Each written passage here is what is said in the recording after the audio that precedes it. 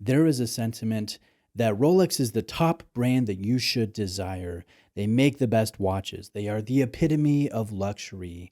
They retain the most value. They are the ultimate mass aspirational type of brand. Yet I know there is a good segment of you watching right now that don't quite feel that way. And I'm sure that would be due to a wide range of factors. But if I were to ask what your favorite luxury watch brand is to own and to use, I think that the majority of the answers would be Omega. Maybe not a big majority, but a slight majority would be Omega. And Rolex, with them being the top selling Swiss brand on the market, naturally there should be some comparative cross consideration again between these two brands. So I've talked to several watch collectors recently who all say something to the effect of, I know I'm supposed to like the Daytona more, but I think I like the Speedy more. It's such a classic design. It's massively underrated, especially in gold. And I wonder if it feels so underrated because of the popularity of the stainless steel versions. I, like so many of you, have owned or do own the stainless steel Speedmaster, the Moon watch. But in precious metal, like I have here in front of the camera, this almost feels like a different watch. Now, this is the Omega Speedmaster Professional Moonshine Gold. This is the Moonshine Gold dial with the black sub registers. On the fitted rubber strap, the retail price is $31,600. If you were to opt for this exact watch on the full bracelet, the full yellow gold bracelet, the retail price would be $43,700. Now, a comparable yellow gold Daytona would be $30,600 on the Oyster Flex or rubber bracelet, and then $39,500 on a full gold bracelet. So surprisingly, the Omega Speedmaster will cost a little more than a Rolex Daytona, but it's also easier to obtain new, and Rolex will not discount at all. Omega, there's a higher chance of discounts on a precious metal piece. And in that regard, I'd like to shout out to Exquisite Timepieces. They are the family-owned brick-and-mortar authorized dealer that lent this in for review.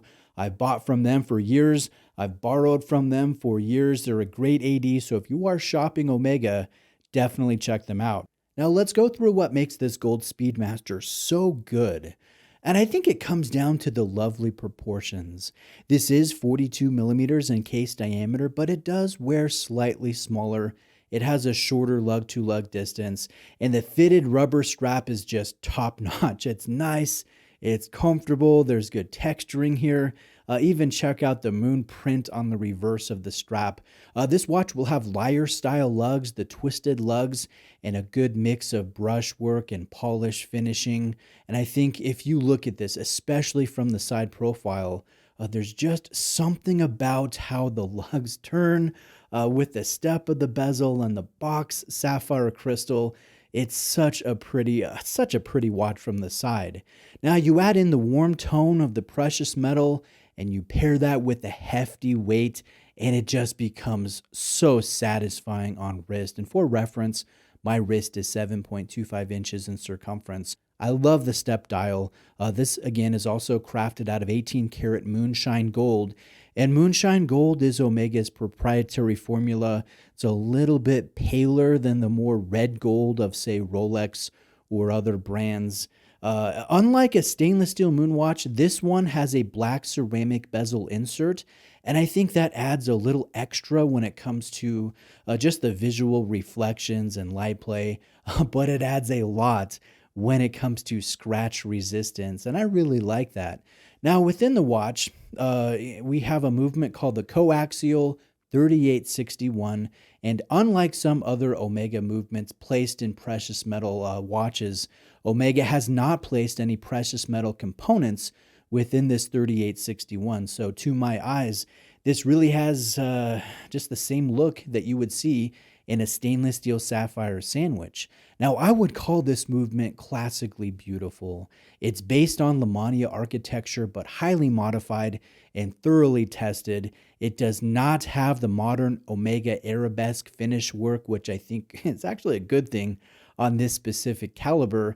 This has good old-fashioned Geneva striping with mirror polished screws and gold tone wheels and gears and text found here throughout the various plates. I like all the brush components. I think the best part about this movement is, or at least looking at it, is just the lack of a rotor. And you pair that with an open style design.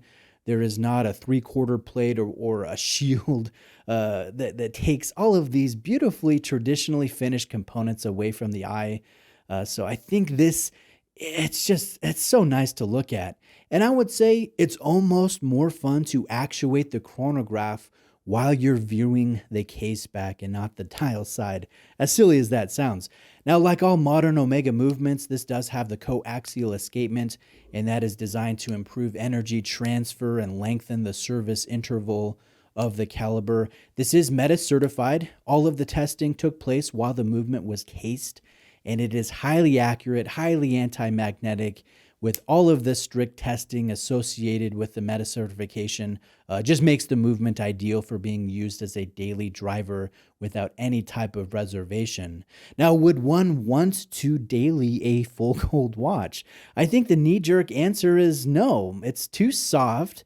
Maybe it's too flashy, but I take the opposite standpoint. Gold timekeepers have a long-running history as being used as a daily wear timepiece. First with pocket watches and then later on with wrist watches.